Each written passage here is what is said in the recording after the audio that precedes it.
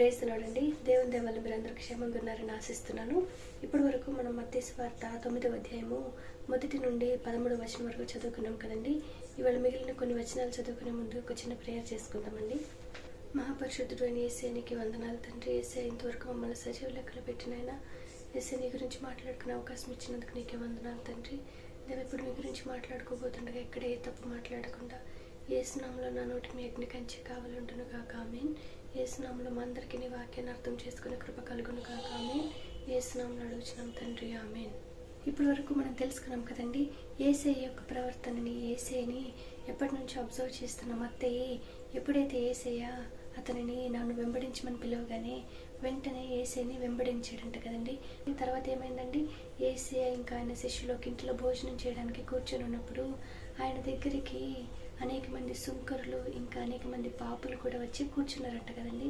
ఇదంతా గమనించిన పరిసయ్యులు ఏం చేస్తున్నారండి, యేసుని ఏ విధంగా నన్ను తప్పు పట్టాలని, ఇదేంటి మీరందరూ ఈ పాపులతోటి సుంకరులతోటి కలిసి భోజనం చేస్తున్నారని అడిగారంట కదండి.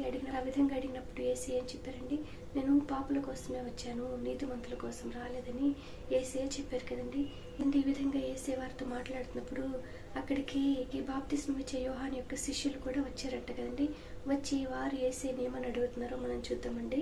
మత్తయి సువార్త 9వ అధ్యాయము 14వ వచనము. అప్పుడు యోహాను శిష్యులు ఆయన యొద్దకు వచ్చి, పరిసయ్యులను మేమును తరచుగా ఉపవాసము చేయుచున్నాము, కానీ నీ శిష్యులు ఉపవాసము చేయరు, దీనికి హేతువేమని ఆయనను అడుగగా, యేసు, పెండ్లి కుమారుడు తమతో కూడా ఉండు కాలమున పెండ్లి ఇంటి వారు దుఃఖపడగలరా? పెండ్లి కుమారుడు వారి యొద్ద నుండి కొనిపోబడు దినములు వచ్చును, అప్పుడు వారు ఉపవాసము చేతురు. ఎవడును పాత బట్టకు కొత్త బట్ట మాసిక వేయడు, వేసిన ఎడల ఆ మాసిక బట్టను వెలితిపరచును, చినుగు మరి ఎక్కువగును. మరియు పాత తిత్తులలో కొత్త ద్రాక్షారసము పోయరు, పోసిన ఎడల తిత్తులు పిగిలి ద్రాక్షారసము కారిపోవును, తిత్తులు పాడగును. అయితే క్రొత్త ద్రాక్షారసము క్రొత్త తిత్తులలో పోయుదురు, అప్పుడు ఆ రెండును చెడిపోక ఉండునని చెప్పెను కదండి. ఇక్కడ యేసు చెప్పిన విధంగానే యేసు యొక్క శిష్యులు యేసు మరణించిన తర్వాత వారు ఎంతో శ్రమని అనుభవించారు కదండి.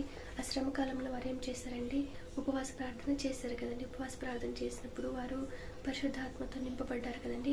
నింపబడి వారు ఎంతో శక్తిని పొందుకొని ఎన్నో అద్భుత కార్యాలు చేసి వారు ఎంతో ధైర్యంగా యేసయ్యని ప్రకటించారు కదండి. ఆ విధంగా ప్రకటించినప్పుడు అనేక మంది యేసయ్య యొక్క శిష్యులుగా చేర్చబడ్డారు కదండి. అదేవిధంగా ఈ రోజుల్లో మనం కూడా ఏం చేయాలండి, మనం కూడా మనల్ని మనం తగ్గించుకుని ఉపవాస ప్రార్థన చేసినప్పుడు మనం కూడా దేవుని శక్తితో నింపబడతాం కదండి. అప్పుడు మన ద్వారా కూడా అనేక మంది యేసయ్యకి శిష్యులుగా మారుతారు కదండి. కానీ ఆ విధంగా మనల్ని మనం తగ్గించుకుని తరచుగా ఉపవాస ప్రార్థనలు చేసి దేవుని యొక్క శక్తిని పొందుకునే కృప యేసు నామములో మనందరికీ కలుగునుగా ఆమేన్. ఇప్పటి వరకు చదువుకున్నాము మత్తయి సువార్త 9వ అధ్యాయము 14వ వచనం నుంచి 17వ వచనం వరకు. వాక్యాన్ని అర్థం చేసుకునే కృప యేసు నామములో మనందరికీ కలుగునుగా ఆమేన్. యేసు నామములో మనందరికీ సమాధానం కలుగునుగా ఆమేన్. Praise the lord.